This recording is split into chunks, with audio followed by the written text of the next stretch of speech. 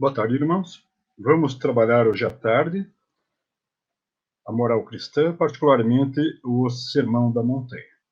Quando a doutrina dos espíritos trabalha ou diz que é uma religião cristã, ela está trabalhando, está dizendo que aceita, que toma como universal as leis morais de Cristo.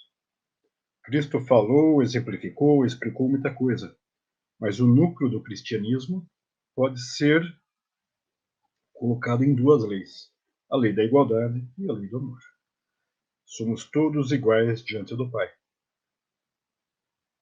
Então, Cristo, nessas duas leis, no desdobramento, vai trazer muita coisa nova. Né? Vai trazer o conceito de igualdade entre todos os homens. Vai trazer que há uma unidade entre todos os homens. E essa unidade é em torno da lei maior, daquilo que realmente nos une, que é o amor. Então, ele vai alcançar um novo conceito de Deus, né? Ele vai alcançar ali um conceito maior, expandido da lei de Moisés, de um Deus justo. Deus é justo, mas ele é justo nas leis da igualdade e do amor. Então, a doutrina cristã, ela vai alcançar alguns conceitos revolucionários. Somos todos iguais diante do Pai. Deus ama a todos igualmente. Deus ama a todos incondicionalmente. Deus é único e é o Pai de todos nós. Então, há uma igualdade, há uma unidade na criação, na relação de criatura com criatura, na relação criatura com o Pai, que é o Criador. Então, esta unidade, que é pelo amor, indica que existe uma continuidade em todo o universo, né? Que existe uma ligação entre iguais. Esta igualdade, ela tem que ser colocada com cuidado, porque eu posso fazer duas colocações aparentemente contraditórias. Não? Nós, como pessoas, somos todos iguais. Somos todos espíritos encarnados, somos todos seres inteligentes, queremos respostas para nossas questões, queremos ser felizes, queremos dar sentido à própria vida. Por outro lado, nós somos completamente diferentes. Não há dois indivíduos iguais na Terra. Não há dois indivíduos, dois espíritos iguais em todo o universo. Essa aparente contradição gera uma riqueza espetacular. Cada pessoa que eu encontro, ela em potencial pode me ensinar alguma coisa, em potencial pode aprender algo comigo. E também eu posso trabalhar duas leis que os orientadores espirituais já trabalharam conosco, né? Existe uma essencialidade do pertencimento. Eu tenho uma ligação com todos os espíritos, eu tenho uma ligação com o Criador, que é justamente a ideia de pertencimento. E esta ligação, ela não tem como ser diluída, como ser eliminada. Então, é a essencialidade do pertencimento. Por outro lado, a minha individualidade, ela não pode ser reduzida a menos daquilo que ela realmente é. Então, Cristo vai alcançar um conceito de Deus que já não é um Deus louco furioso, não é um Deus destruidor, não é um Deus a ser adulado com oferendas, não é um Deus temperamental, mas sim um Deus que traz uma estrutura, um entendimento, um sentido à própria existência do universo. Então é o Deus que é o fundamento da vida. É Deus que é o fundamento do fundamento da vida. É o Deus que dá sentido e significado à própria existência. Esse Deus, então, já não é um Deus em que eu rezo para destruir os meus inimigos, né? Mas é um Deus com quem eu faço a ligação pelo amor. Já não é um Deus que exige servidão ou obediência, né? Não é um Deus a quem eu devo temer, né? Mas é um Deus em que eu faço a ligação pelo sentido mais profundo que é o amor. É um Deus que me ama, é um Deus que me conhece, é um Deus que me perdoa e a cada dia me dá uma nova oportunidade. Então o amor, ele passa a ser a compreensão maior desta igualdade e desta ligação com tudo que existe. O amor, ele vai dar sentido à minha participação ativa no todo existente. Então, a lei da igualdade e a lei do amor, elas têm que ser trabalhadas juntas, senão eu não consigo alcançar plenamente a lei do amor. Então, o amor é aquilo que, perdão, o amor é o poder, o maior poder transformador da Terra, né? Que o irmão Leocádio trabalha. O amor é o antídoto de todos os males, né? O amor é aquilo que me permite trabalhar em conjunto com todos os seres inteligentes. O amor de Deus por nós é um amor incondicional. É amor que, na verdade, não existe como diminuir. Deus nunca nos abandona, né? Este amor, ele é permanente. A caridade, então, para nós, não é simplesmente esmola, mas é o amor aplicado, o amor sustentado, vivenciado, o amor desdobrado em ação. As colocações sobre o amor, né? Amar a Deus de todo o seu coração, de toda a sua alma, de todo o seu espírito. Amar o próximo como a si mesmo. Eis a lei e os profetas. Né? Colocando de uma maneira um pouquinho diferente, mas talvez um pouquinho mais interessante, né?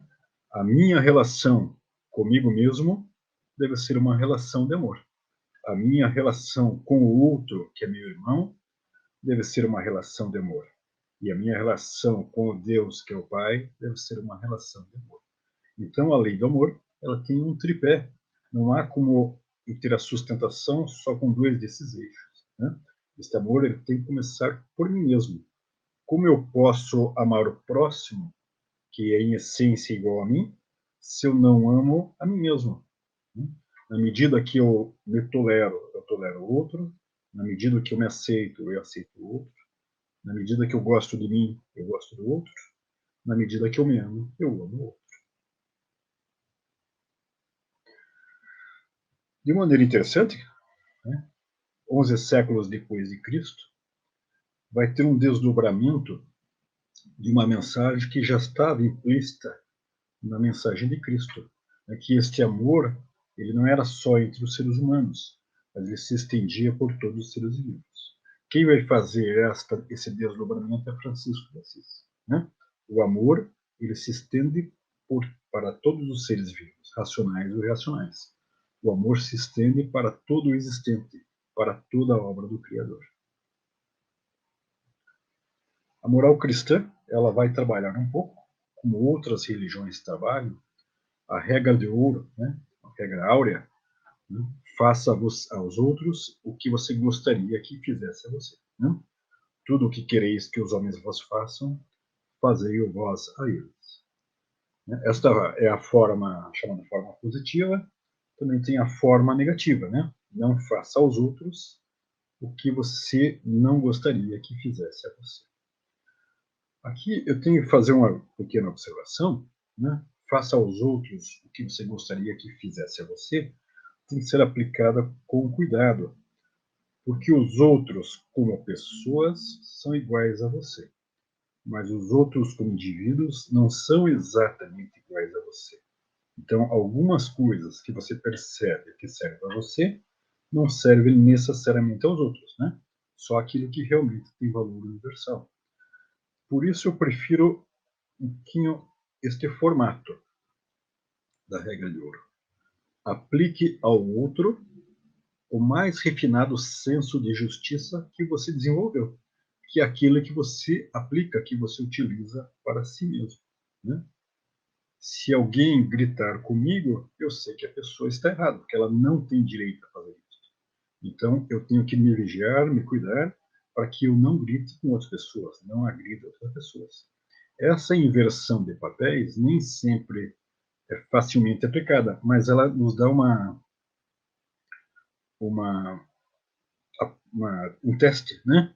Se eu estou fazendo aquilo que está de acordo com o senso de justiça que eu já alcancei. Então, Cristo, ele vai fazer justamente a força do exemplo, da explicação, da prática, da vivência, da sustentação, da convivência, junto à comunidade, às várias comunidades com que ele trabalhou. Então, a força do seu exemplo, da sua coragem, da sua integridade, da sua coerência é muito forte. Né? Esta pergunta, né, como eu devo viver, né, é uma pergunta já com Sócrates, feita com Sócrates, né, quando ele vai trabalhar os valores morais. Quando Cristo fala, né, que deve se colocar em prática, né, aquilo que você alcançou como entendimento deve se desdobrar em comportamento, em ação, e usa o exemplo, né, da casa sobre a rocha, ao contrário da casa edificada sobre a areia. Ao contrário do que as religiões, desculpe, que as igrejas falam, né, aí há uma diferença absurda entre a religião cristã e aquilo que as igrejas trabalham. No cristianismo, é uma religião da alegria e da felicidade, porque você alcança alegria e felicidade, alcança plenitude, na medida que você alcança o entendimento da vida em torno dessas duas leis, a lei da igualdade e a lei do amor. Há uma passagem do Evangelho segundo o Espiritismo, capítulo 11, item 8, que é uma passagem muito bonita. Quando Jesus pronunciou a divina palavra amor, os povos se emocionaram, e os mártires, cheios de esperança, desceram ao circo. Nem mesmo na presença da morte, do sofrimento, a alegria e a felicidade diminuíam. Né? Os romanos ficavam surpresos, na verdade, quando os cristãos iam para o circo, né, para serem destruídos por feras, cantando e sorrindo, porque nem mesmo a morte naquele momento diminuía a sua felicidade, a sua percepção do sentido maior da vida. Então, a doutrina cristã, portanto, a doutrina espírita, é de alegria e de felicidade. Há uma colocação do irmão Leocádio, alguns anos atrás, né? Nós temos obrigação moral conosco mesmos de sermos felizes. Né? Porque a felicidade, ela não vem das situações em si, elas vêm do sentido maior que a gente dá para a própria vida. Quando nós trabalhamos parábolas e bem-aventuranças, às vezes nos perguntamos por que Cristo falava desta maneira, né? Porque ele fazia uma espécie de um reservatório, né, de entendimentos que a gente podia alcançar. Né? Então, tanto as parábolas como as bem-aventuranças, elas têm uma estrutura tal que, à medida que eu vou crescendo, à medida que eu vou aumentando o meu entendimento, eu vou conseguindo tirar mais dessas parábolas. Né? Então, há uma analogia muito boa, muito bonita, que é a escavação arqueológica. Né? Então, as parábolas, as bem-aventuranças, são como escavações arqueológicas. Quanto mais fundo cavamos, mais encontramos significado. Quanto maior é o meu entendimento, quanto maior é a minha compreensão, mais eu consigo extrair dessas parábolas, mais valor eu consigo perceber, né, nestas parábolas. Então, o Sermão da Montanha, né, é uma síntese, é um resumo, é uma demonstração do novo valor trazido por Cristo. Né? Então, são sugestões de escolha, de conduta, de comportamento a partir do princípio. Né? Da mesma maneira que as parábolas, eu não vou interpretar literalmente. Então, elas vão permitir, né, uma mudança de perspectiva, né, dentro de uma cultura. Né? Lembrando que Cristo vivia na Judeia, que era uma parte pequena, uma colônia distante do Império Romano. Né? E a estrutura era basicamente em torno de poder. Né? De poder, de força. E ele vai trabalhar o que parece ser uma inversão. Né? Ele vai trabalhar o que parece ser ruim ou desagradável, é o que tem realmente valor e que te leva à felicidade. Então, é uma mudança dos valores materiais para os valores espirituais. Aquilo que tem um aparente valor para aquilo que tem um real valor. Então, esse paradoxo é que vai trazer os valores universais, ou seja, aquilo que vale tanto no polissistema espiritual quanto no material, né, em contraposição àquilo que tem valor só no polissistema material. Então, ele vai trazendo caminhos, estratégias que levam ao significado maior de vida, portanto, à felicidade. Então, a verdadeira felicidade não está em poder, em riqueza material, não, está nas atitudes morais, no comportamento que reflete um sentido maior da própria vida. Então, o Sermão da Montanha vai propor novos valores morais, né? Portanto, uma nova conduta moral na vida da pessoa. Esse Sermão da Montanha vai estar em 2 livros, né? 2 dos evangelhos, Mateus e Lucas. Né? Em Mateus mais agrupados, em Lucas mais espalhados, com algumas contradições. Né? Certo? É um discurso no sopé da montanha, não, um monte, na verdade, né? Ou à beira de um lago, ou numa planície, né? Mas, na verdade, é uma fala serena para os homens. Né? Então, Sermão da Montanha, Sermão do Monte, Sermão da Planície, né? Na verdade, você vai ter algumas pequenas contradições nos nomes. Né? Mas, na verdade, não importa, né? Não importa o local, importa é a síntese que ele faz, a mensagem que ele traz. Então, Sermão da Montanha, Sermão da Planície, né? Conversando à beira do lago, que na verdade é um lago pequeno, né? Então, a bem-aventurança, né? Vai ser uma estrutura que já foi utilizada antes, né? Aquilo que realmente traz felicidade à pessoa.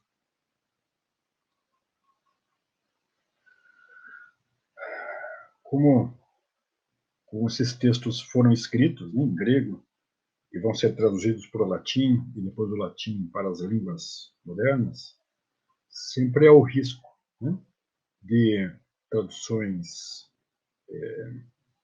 erradas, né, erros de tradução, ou distorções de tradução dentro de visões teológicas já duvidosas. Né?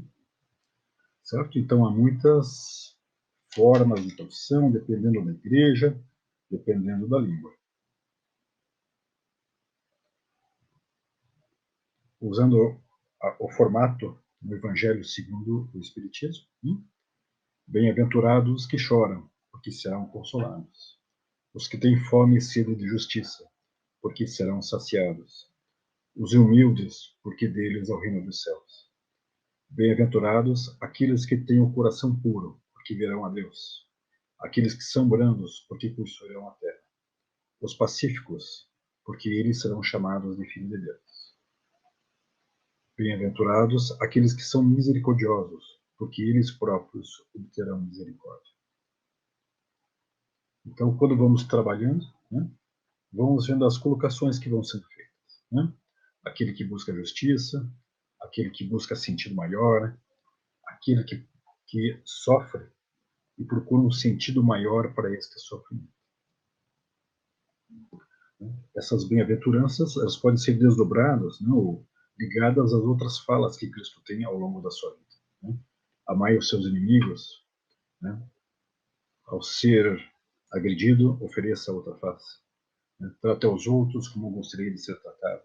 Né? Não condene, né? Não julgue, mas tente compreender.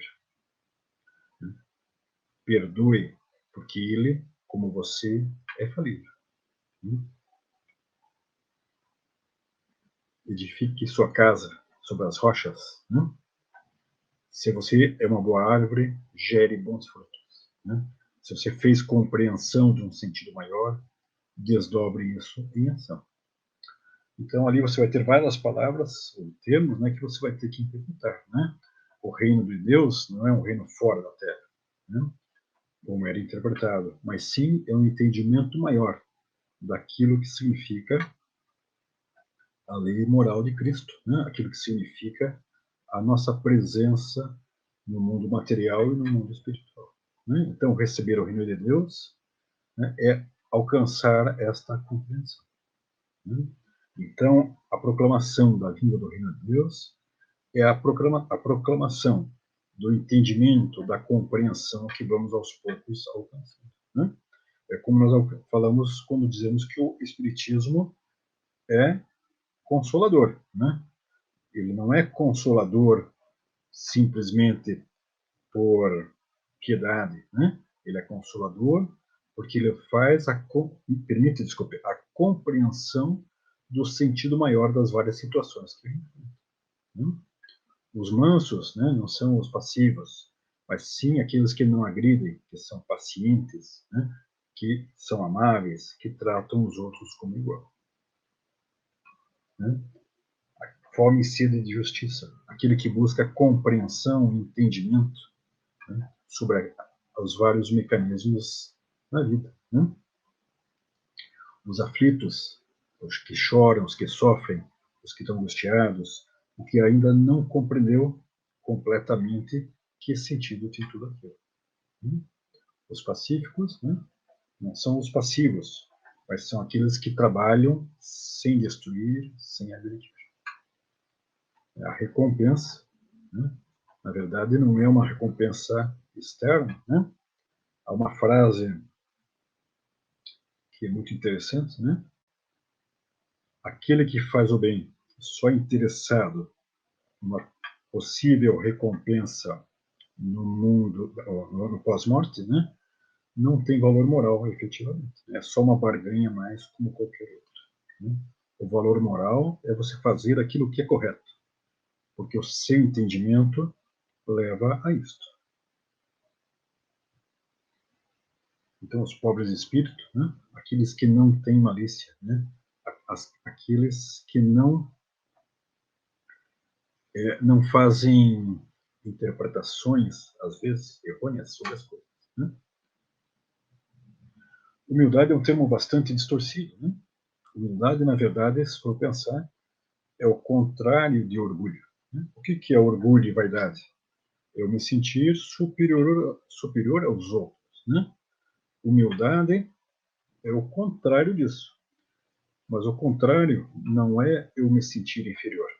O contrário é eu ter a percepção clara da igualdade entre todos os homens. Né? Eu conseguir enxergar em cada um alguém que é em essência igual a mim, porque é como eu, um filho de Deus, um ser ainda em processo de construção. Quando eu entendo, quando eu percebo, quando eu compreendo essa igualdade, eu alcanço o sentido maior da igualdade e do amor. Então, humildade para nós é isso. Né? Não é a subserviência, não é se sentir menor. Porque, veja, se eu me sentir menor do que o outro, eu estou negando a lei maior que a lei da igualdade. Aí uma distorção bastante forte em relação às igrejas. Né? Então, o Sermão da Montanha vai ser justamente um formato, né, uma estrutura que Cristo apresenta às leis novas, né, as leis do amor e seus desdobramentos, né, trazendo exemplos concretos, palpáveis em relação a esta nova lei.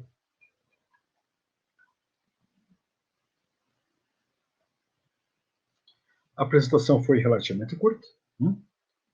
Iremos agora para o link do Google Meet, onde vamos conversar um pouquinho e vamos responder algumas perguntas.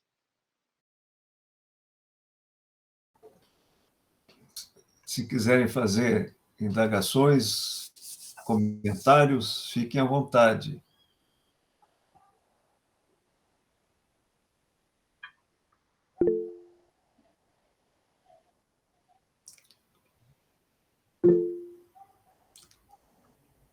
Cristiane? Boa tarde, professor Oswaldo.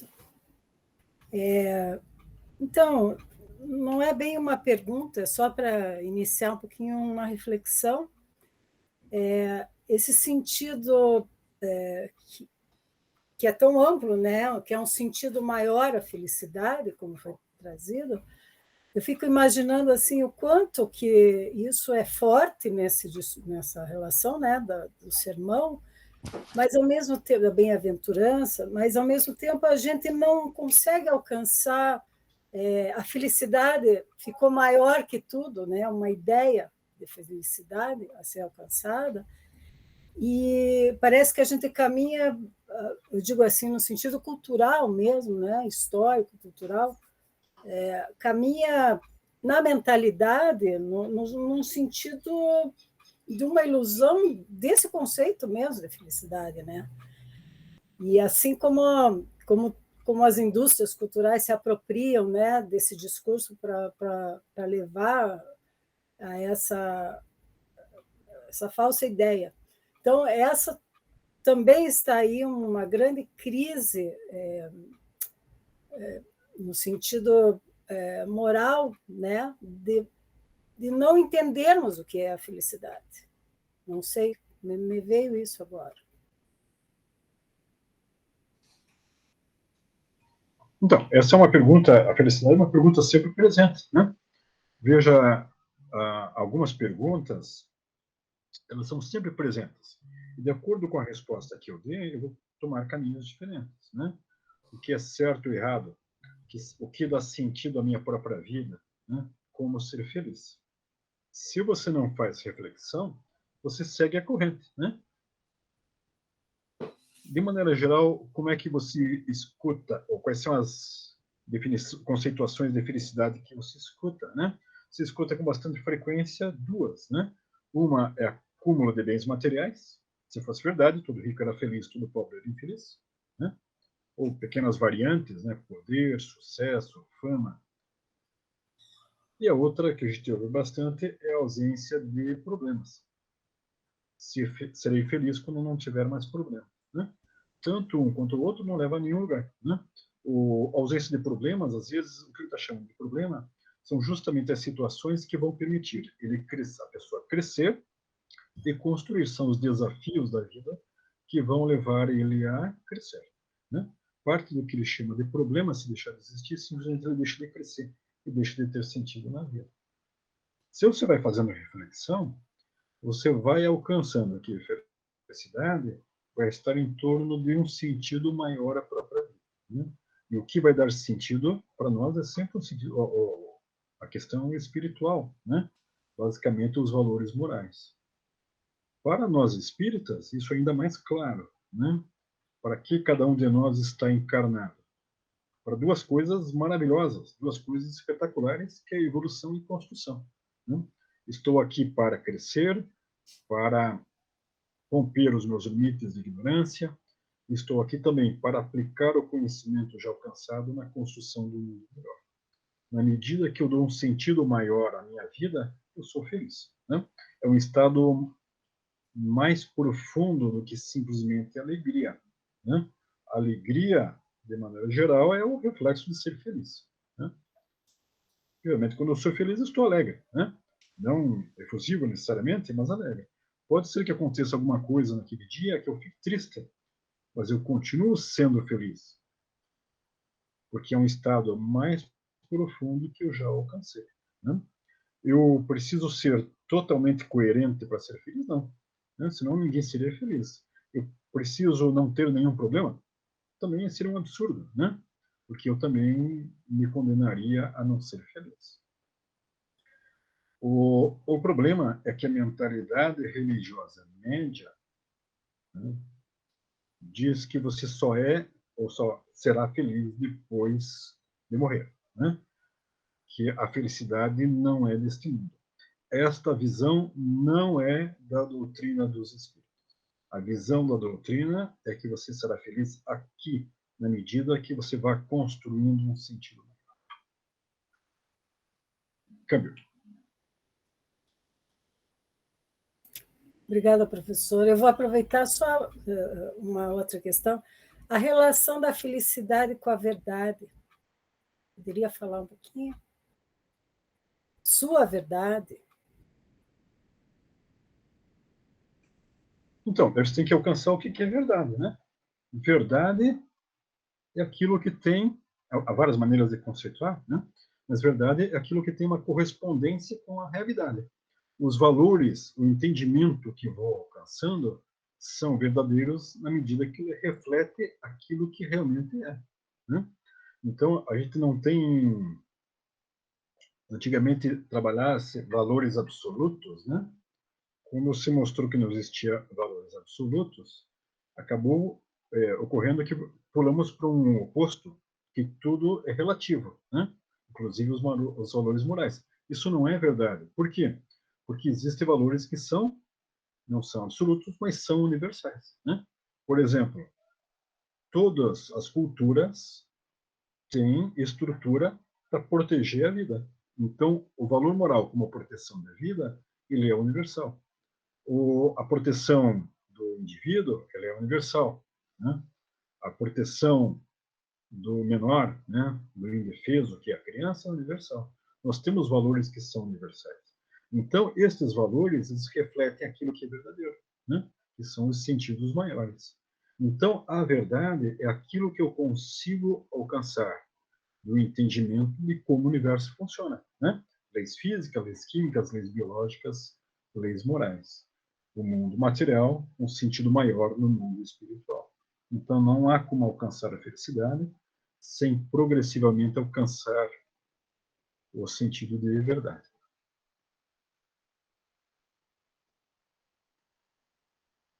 Obrigada. Acabei.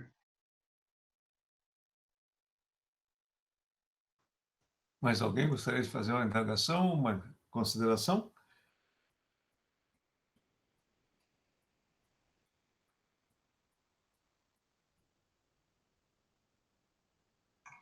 Bem, se ninguém te pergunta, então eu tenho, né?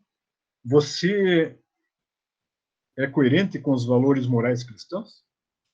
Você consegue seguir os princípios morais trazidos no Sermão da Montanha? Essa é uma pergunta um pouco matreira, né? Porque você vai responder não. Na verdade, é uma tremenda de uma maldade se você disser que você não segue isso, né? Porque a questão não é um zero ou um, não é um tudo ou nada. É um crescendo de eu ser totalmente contraditório com esses valores que eu digo que eu alcancei e aos poucos ir construindo um valor coerente com esses valores. Mas é um contínuo. Quando a gente trabalhou ali que as parábolas são escavações arqueológicas, que eu vou cavando mais e compreendendo mais, estas duas leis pequeníssimas, né? A lei da igualdade e a lei do amor são a mesma coisa, né? Eu posso fazer uma interpretação bem superficial, que às vezes é o meu entendimento naquele momento, e desdobrar um pouquinho no meu comportamento, né? Mas à medida que eu cresço, na medida que eu vou tentando aplicar essas leis, na medida que eu vou refletindo, que eu vou fazendo avaliação crítica, que eu vou ligando com os outros conhecimentos que eu tenho, a minha compreensão do que são essas duas leis vai aumentando. E, portanto, a minha capacidade de desdobrar isto em ação também vai aumentando, né? A quem eu amo? Eu amo quem me ama. Eu amo quem gosta de mim. Eu amo quem me aceita. Eu amo quem não tem nada contra mim. Eu amo aqueles que não gostam de mim. Eu amo aqueles que, incluindo, né, aqueles que me fazem mal a mim, me prejudicam. Eu passo a expandir aos pouquinhos esta lei do amor e lei da igualdade, né?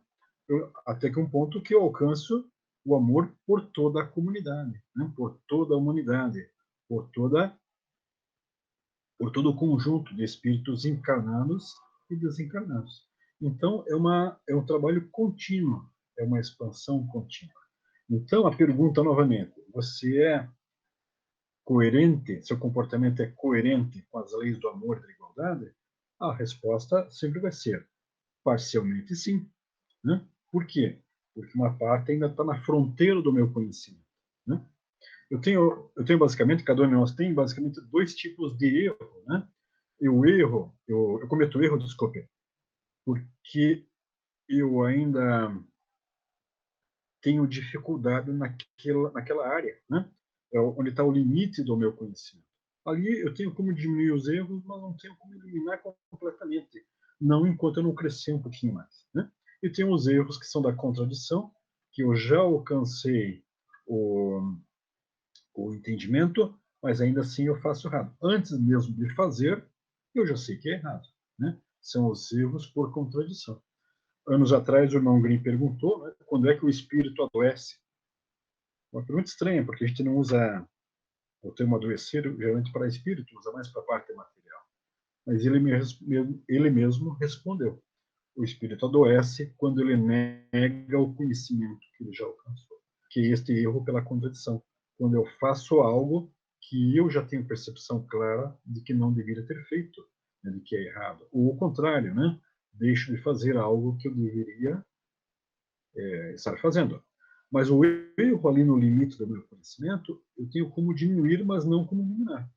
Quando eu alcanço esse novo conhecimento, aquele erro deixa de existir, a minha fronteira de conhecimento se expandiu, mas a fronteira continua existindo, né? Ainda haverá coisas que estão no meu limite de conhecimento, né? Do meu entendimento, do meu desdobramento. Então, quando eu pergunto, né, se eu sou coerente com essas duas leis, a resposta sempre vai ser parcialmente, né? Porque uma parte eu já alcancei e ainda tenho dificuldade, ainda tenho contradições, e uma parte está no meu limite de compreensão. Mas o que importa, né, o que importa também, é que algumas coisas eu sou tão coerente que eu nem me dou conta, né? Alguns dos meus, isso quando eu falo todos nós, né? Uma parte do meu comportamento é tão coerente que eu nem me dou conta que poderia ser diferente daquilo, né? Quando, por exemplo, você não mata alguém, certo? Para você é tão óbvio que você não pode matar alguém, que você não pode agredir, que você não pode machucar alguém, que você esquece que existem pessoas que ainda fazem isso. Então ali você é tão coerente que você nem lembra que o teu comportamento poderia, né, ser diferente daquilo que é. Câmbio.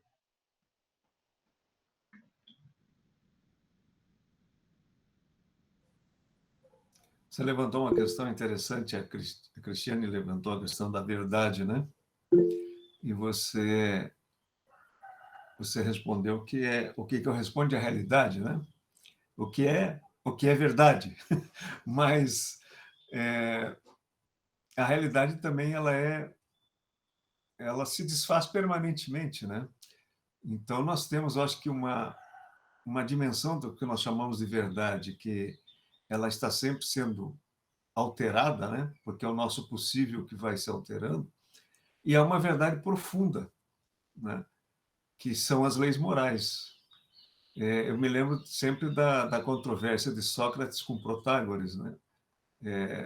Quando Protágoras diz que a verdade é o que é para cada um e não é o que não é para cada um, ele relativiza num sentido absoluto, né? E quando Sócrates contradiz e afirma que tem que existir uma verdade profunda, senão como seria ele não usou esses termos, mas seria uma desordem absoluta, né? E é interessante, é uma discussão. A Cristiane levantou uma questão que podemos passar dias refletindo, né? Você pediu a palavra novamente, Cristiane? Não, é que nós tivemos a aula passada, que eu gostei muito, assim, me fez pensar diferente na importância, ele trouxe Kant, né, e o dever, e toda essa ideia, e ele trouxe essa ideia da boa vontade. E eu fiquei pensando assim como uma potência, né, que os desafios, a vida nos traz permanentemente para passar pela experiência da moral, porque não adianta discurso, né? Ela tem que estar em você consistente, né? E como uma vontade do espírito, né? Então, que não é você construir essa vontade, é administrar esse sentido do amor também, né? Então, assim, pensei mais profundamente o quanto a gente precisa investir nesse projeto de vida, né?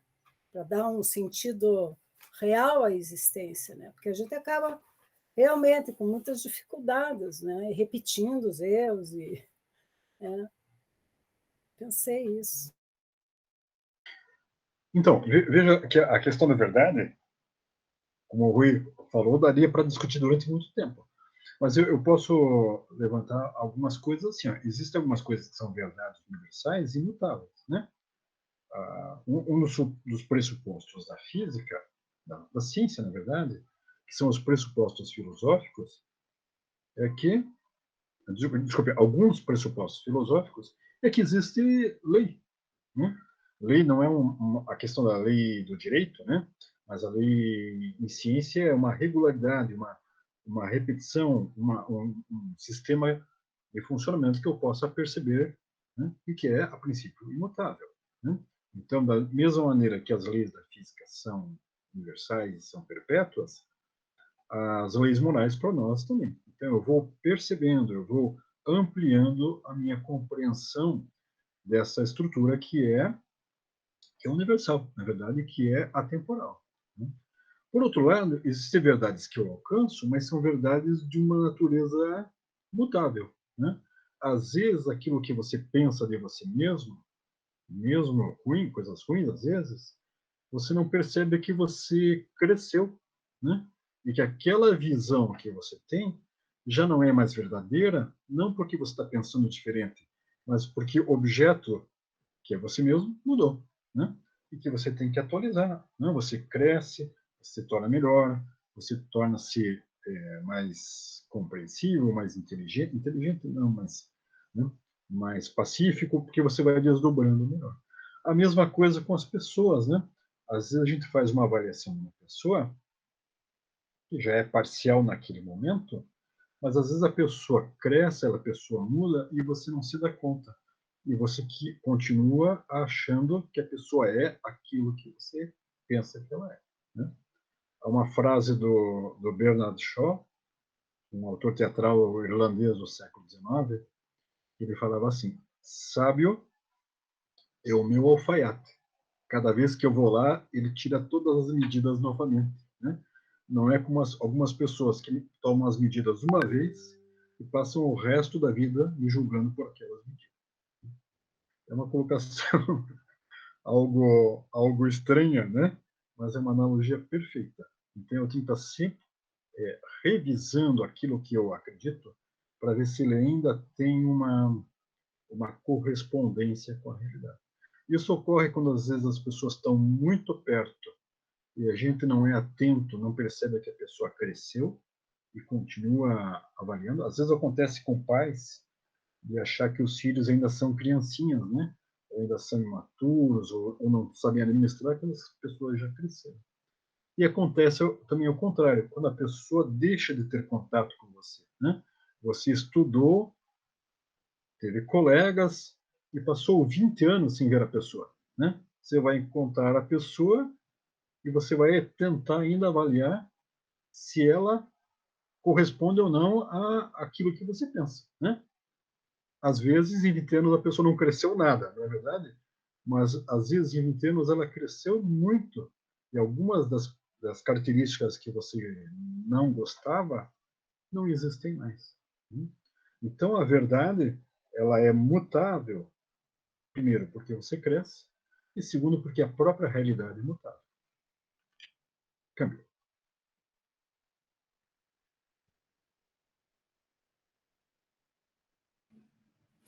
Temos mais alguma pergunta? Cristiane, por favor.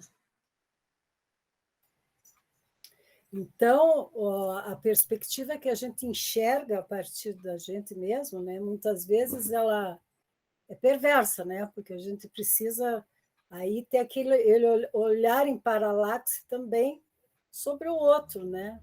E é difícil isso, né? A gente sempre conta com uma expectativa, né? Não sei se é isso. Está sem som, professor. Perdão, às vezes a perspectiva é muito ruim. A nossa cultura religiosa média valoriza muito os defeitos e pouco as qualidades, né? Então, se eu perguntar para uma pessoa escrever numa folha suas qualidades e numa outra folha seus defeitos, a folha de qualidades vai ter nada ou quase nada. E a folha de defeitos vai ter... Olá, perdão, houve um problema técnico aqui. Né? Tranquilo, fique à vontade. Cris, a Cris ia fazer uma pergunta, pode retomar, por gentileza? Não, eu falei que dessa perspectiva de cada um, desculpe, Cris, eu ainda vou acabar a pergunta anterior, né? Então, a doutrina vai trabalhar autoconhecimento, deve-se concordar em enxergar a si mesmo, mas não só defeito, né? Eu acho estranho que quando eu falo de autoconhecimento para as pessoas falam de enxergar seus defeitos. Olha, eu acho que a gente enxerga os defeitos. A gente tinha que fazer diferente. Pergunte para um amigo seu, amigo, amiga, parente, irmão, que seja próximo, pergunte o seguinte, ó, o que esta pessoa vê de bom em você? Que qualidades ela vê em você? A gente pega essa história, pergunte os seus defeitos. Olha, de maneira geral, a gente sabe os próprios defeitos, né? Mas pergunta o que ela vê de bom. Você vai assustar o seu amigo, né? Com essa pergunta. Ela não vai conseguir responder de imediato, né? Talvez ele até rompa a amizade ali mesmo, mas estou brincando, né? Mas ela vai até ter um tempo para pensar sobre isso, fazer avaliação crítica. Mas claro que ela vê qualidades em você, senão seria seu amigo, né?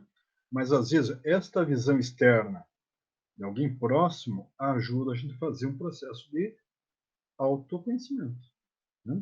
E este processo vai servir para a gente perceber no que aquelas duas perguntas importantes, né? No que eu preciso crescer, no que eu posso ajudar a construir um mundo melhor, né? Quais são as ferramentas que eu tenho disponíveis para ajudar na construção de um mundo melhor? Câmbio.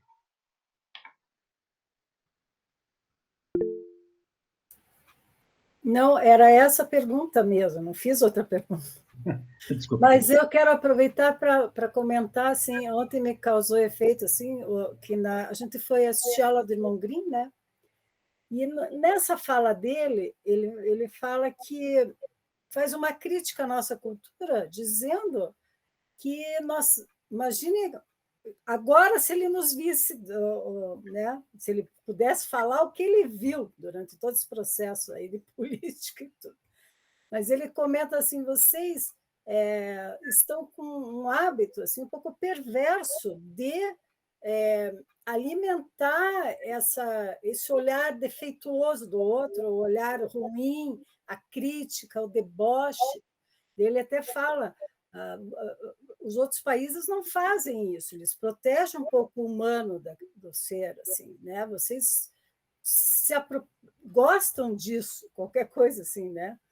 De debochar, ou de estar sempre olhando o defeito. Então, é isso, né? Também cultural, né? E isso vale para os outros também, né? A gente tem uma tendência a enxergar os defeitos mais do que as qualidades, né? Quando as pessoas são muito próximas e existe o afetivo, né? O amor, a amizade profunda, este equilíbrio é muito melhor, né? Você tem uma tendência, né, a aceitar a pessoa como é, a enxergar qualidades, a enxergar as limitações da pessoa, né?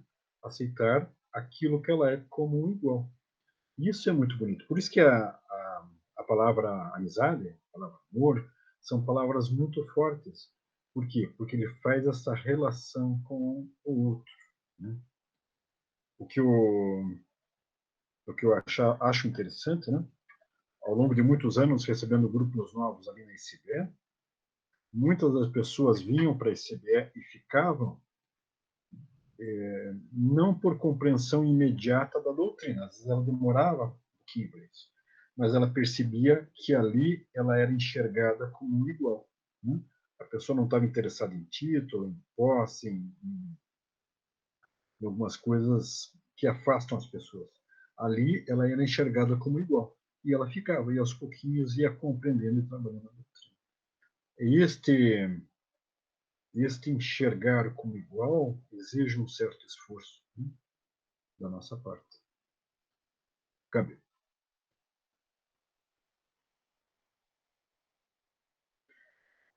Só voltando ali um pouquinho para o Sermão da Montanha, lendo a biografia do Gandhi, né?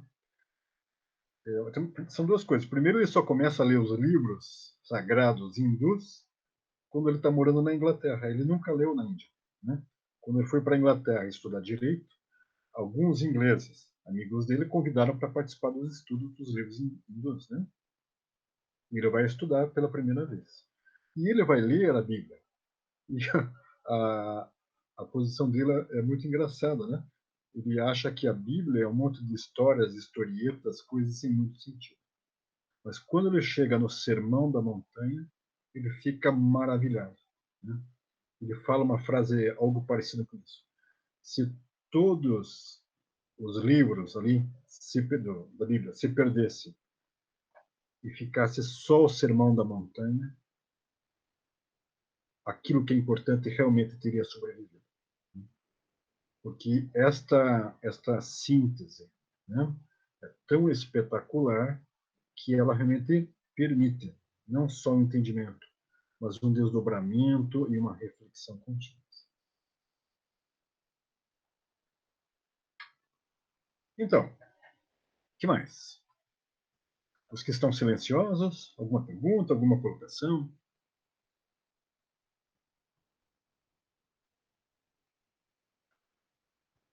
Estão todos refletindo. Pois é, espero que sim, né? A gente tem uma tendência, né, sempre achar que o mundo antigamente era mais simples, né? Isso eu acho que é uma meia verdade, né? Se chama saudosismo. Pois é. Na verdade, eu tenho isso, né? Quanto pior a memória, melhor é o passado, né? Naquele tempo não é assim. Não, naquele tempo não é assim, né? Naquele tempo, você pega assim, 200 anos atrás, antes da penicilina, a pessoa tinha 12 filhos, 9 morriam antes da idade adulta, né? Então, a vida era difícil. Mas a vida sempre é complexa, sempre, né?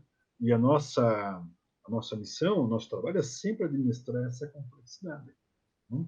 E a aplicação das leis universais na nossa vida concreta não é algo simples, né? Acho que nem para Robinson Crusoe era algo simples, né? Quanto mais para gente que vive com um monte de pessoas em volta, né? O nosso desafio ao longo da vida é sempre administrar o universo externo, particularmente a relação com as outras pessoas, e o universo interno, que é a nossa relação conosco mesmo, né? E esses dois universos, tanto externo quanto interno, são complexos, né? O Rui cita a irmã Marina, que cita um filósofo, que fala: tem sucesso aquele que consegue administrar as incertezas, né? Você nunca administra todas as variáveis. Você tem que entender qual é a variável que está sob sua ação, que você possa trabalhar em torno dos objetivos. Por isso tem que ter objetivos bem claros, né? Senão você fica navegando ao sabor das marés. Mas os valores universais, né? Os valores trazidos por Cristo, os valores do Sermão da Montanha, eles são referenciais universais, né? Quando a gente trabalha que os espíritos trazem mensagens, né? No processo mediúnico gera um produto que são mensagens, essas mensagens elas têm valor universal. Por que são valores universais?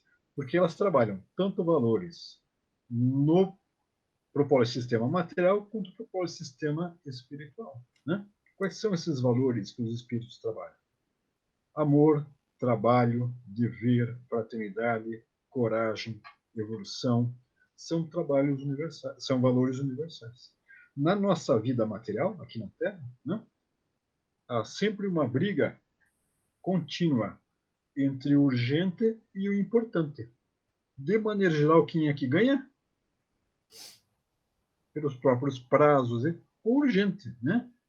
E às vezes o importante, que é aquilo que vai trazer evolução e construção, vai sendo adiado, adiado, adiado, desencarnou e não cumpriu o que tinha que cumprir. Então, eles vão trazendo valores, vão trazendo referenciais, vão trazendo faróis para a gente pensar, avaliar e fazer correção-derrota na nossa própria vida. Correção-derrota para nos aproximar daquilo que dá um sentido à vida, para aquilo que permite cumprir o planejamento reencarnatório, para aquilo que permite ser, portanto, feliz. Aquilo que vai permitir, após o desencarne, avaliar e poder dizer: fiz isto, cresci nisto, construí isto. Então, esses valores são universais. Por isso que a doutrina vai trabalhar fortemente os valores cristãos, né? Não a bobageirada que as igrejas incluíram, né? Mas aquilo que realmente Cristo trouxe. Câmbio. A vida é complexa, mas alguns resolvem complicar, né? Isso, na verdade, piora a situação, né? Aquela maneira de pensar, né, Rui? Que desgraça pouco é bobagem. A pessoa já tem problema, ela vai criando problema ainda maior.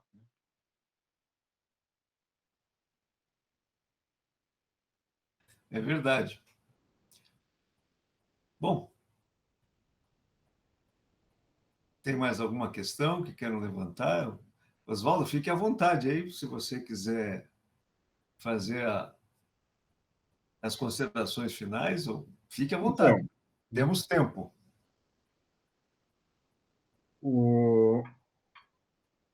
Quando os espíritos falam que a gente tem que fazer a avaliação crítica, né? Quando nós encarnamos, a gente traz toda uma bagagem de conhecimento, né? Quando a gente vive aqui, a gente vai trabalhando, né, mais conhecimento, né? Então, o que a gente traz a gente chama de espiritual. O que a gente aprende aqui a gente chama de conhecimento cultural, aquilo que eu aprendi nessa encarnação, né? E se eu não faço reflexão crítica, eu fico com o raso do cultural e com quase nada do espiritual. Fica o existente em repouso, né? Na medida que eu vou fazendo a avaliação crítica, que eu paro, que eu penso, que eu repito, que eu procuro em mim mesmo, eu vou alcançando este espiritual, aquilo que eu já tenho como conhecimento, né? Ele vai passando de em repouso para em trânsito, para finalmente revelado, e eu vou alcançando aquilo que é de melhor no cultural. Até porque a cultura, ela me oferece muitas possibilidades, né? Muitas alternativas para o pensamento. Algumas são repetidamente ruins e outras são maravilhosas. Mas na medida que eu vou fazendo essa reflexão, eu vou juntando o que é de melhor na minha experiência, no conhecimento espiritual, com aquilo que é de melhor no conhecimento cultural, né? E é neste momento que eu consigo contribuir mais para a construção de um mundo melhor, e é nesse momento que eu consigo crescer mais. É nesse momento que eu consigo administrar melhor os problemas da minha vida, né? Que eu consigo ser menos angustiado, que eu consigo administrar as perdas, que eu consigo perceber que eu sou feliz, mesmo que em alguns momentos eu não esteja alegre, né? Que eu sou feliz mesmo nas privações, né? Mesmo em alguns momentos que me pareçam extremamente constrangedores, né? É nesta reflexão. Por isso que a doutrina sempre vai trabalhar a reflexão, né? A doutrina sempre vai trabalhar o abstrato e o concreto, né? O pensamento e sua aplicação, os valores morais e seu desdobramento na vida concreta. Câmbio. A propósito, acho que só para exemplificar esse conceito do em repouso, em trânsito irrevelado, você poderia fazer uma síntese só para deixar claro para os demais? Então, quando eu não... A gente trabalha, né? A gente trabalha sempre que o espírito não evolui. Ele nunca deixa de ter o conhecimento que já teve. Mas, infelizmente, às vezes eu deixo de utilizar, né? É quando eu fico mais fraco moralmente e passo a não fazer reflexão, né? É aquele momento em que eu me acomodo, né? E passo a agir de maneira mais reativa do que por iniciativa, né? E é o problema do conhecimento que eu já tenho, mas que eu não consigo desdobrar em ação, né? O irmão Green trabalhou que, além do cultural e espiritual, a gente tem um biológico, que uma parte desse conhecimento vem pelo biológico e não é simplesmente o genético. É o que nós temos um pouquinho mais de dificuldade de compreender e desdobrar. Mas veja, se eu não fizer reflexão crítica, eu não consigo desdobrar um conhecimento que eu já tenho. O irmão Green fez uma colocação bastante interessante alguns anos atrás, né? Ele falou assim, a maior parte dos problemas que você está enfrentando, você já enfrentou em outras encarnações, né? É o problema do relacionamento consigo mesmo, é o problema do relacionamento com outras pessoas, né? Qual é a nossa maior fonte de problema na vida? Tá bom, não vou falar mal da família, mas é a família, certo? Por quê? Porque tá bom, falei que não ia falar mal. Porque é com quem você tem um relacionamento muito próximo, né? Então, esses desafios, às vezes, são difíceis, né? É, às vezes, onde você tem mais dificuldade de se administrar, né? Um exemplo bem bobo, você não gritaria com um estranho, mesmo uma situação difícil. Mas, às vezes, você acaba gritando com as pessoas que você convive, né? É um exemplo ruim, eu sei, mas é um exemplo cotidiano, né? Então, algumas dessas situações, elas já foram vivenciadas por mim, né? O que cada um de nós foi nas últimas centenas de encarnações, né? Cada um de nós foi o quê? Nem príncipe, nem rei, nem artista, né? Certo? Fomos saudáveis, fomos doentes, fomos homens, mulheres, morremos jovem, morremos velho, morremos de guerra, de peste, fomos cuidados por outras pessoas, cuidamos de outras pessoas, tivemos deficiência mental, tivemos deficiência física, né? Viajamos muito, nunca saímos da mesma cidade, tivemos uma diversidade de experiências que estas experiências permitiram que cada um alcançasse aquilo que é, né? Mas é essa experiência, se for refletida, né, ela vai, perdão, a experiência não, né? Mas se este conhecimento acumulado eu conseguir desdobrar pela reflexão crítica, eu vou perceber que alguns sofrimentos que eu tenho, eu não precisaria ter, porque eu já sei administrar a situação, né? E é esse sentido, à medida que eu vou percebendo aquilo que eu sou, aquilo que eu vejo, que conhecimento eu tenho, quais são meus valores, qual é a minha visão de mundo, eu vou percebendo que minha força, meu conhecimento, minha estrutura é muito maior do que aquilo que eu percebo numa avaliação superficial. Então, à medida que eu vou trabalhando, eu vou desdobrando e trazendo para o processo ativo de pensamento, né? Então, eu vou transformando o conhecimento em repouso, que é não acessado, mas existe, em trânsito, que é o processo em construção, e o plenamente usado, que é o conhecimento. Opa, qual falou? Repouso, trânsito, revelado. Né? Revelado quem? Revelado por mim mesmo a mim mesmo. Né? Não é uma revelação externa. Né? Ok? Ok, obrigado. Então, você é um ser cristão? Você desdobra tudo direitinho? Uma vez, anos atrás, a gente ouviu uma mensagem do irmão Arcádio, ele falando sobre os espíritas, o que era ser espírita, né? E uma pessoa, era um módulo, não era o módulo inicial, mas era um dos módulos do primeiro ciclo, ali, né? Da pessoa falou o seguinte, não, então eu não sou espírita. Mas como não é? Eu sei que você é espírita? Não, porque eu não sou, porque eu não faço tudo isso que ele está falando, né? Certo? Para a pessoa era um tudo ou nada, né? Eu falei, olha, não é ser isso é uma idealização, né? Uma paisagem no horizonte para onde eu devo caminhar, né? Não é um ser ou não ser, é um crescendo em torno daquilo.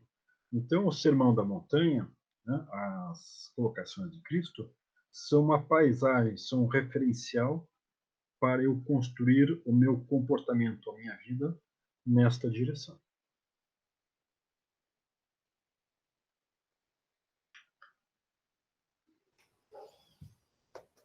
Muito bem.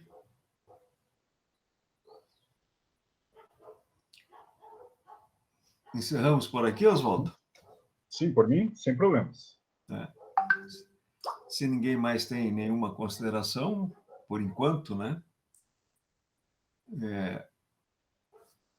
Agradecemos aí a presença do Oswaldo, a disponibilidade dele e a presença de vocês que estão aí nesse sábado à tarde. Pelo menos aqui está ensolarado, não sei. O Lico disse que lá na casa, no bairro dele, estava preparando um temporal. E estão aqui compenetrados. Obrigado a todos e até o próximo sábado.